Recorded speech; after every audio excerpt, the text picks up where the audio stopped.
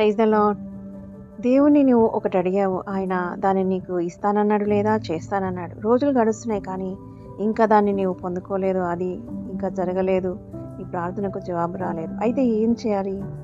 ఏం చేయకూడదు అనే 2 పాయింట్స్ మీకు చెప్తాను. ఫస్ట్, నువ్వు అడిగింది దేవుని చిత్తమా కాదా అనేది తెలుసుకోవాలి.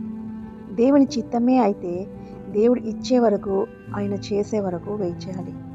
ఆయన చిత్తమైతే ఆయన తన సమయములో ఖచ్చితంగా ఇస్తాడు లేదా చేస్తాడు. ఒకవేళ దేవుని చిత్తం కాని ఎడల దాన్ని నీకు అడగవద్దు, వదిలేయి.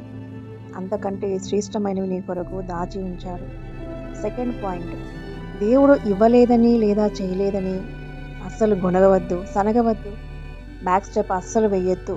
ఎందుకంటే మనము ఆస్తిపాస్తుల కోసం కానీ లేదా ధన ధాన్యముల కొరకు కానీ మన అవసరముల కొరకు కానీ ఇతరితర వాటి కొరకు మనం దేవుణ్ణి ప్రభువుని వెంబడించడం లేదు. ఆయన మనకిచ్చే గొప్ప రక్షణ కొరకే కదా మనం వెంబడిస్తున్నాము. కాబట్టి ఆయన మనకు ఏమి ఇచ్చినా ఇవ్వకపోయినా, ఏమి చేసినా చేయకపోయినా మన మేలు కొరకే. కాబట్టి ఆయనని వెంబడించే విషయంలో వెనుక తీయొద్దు.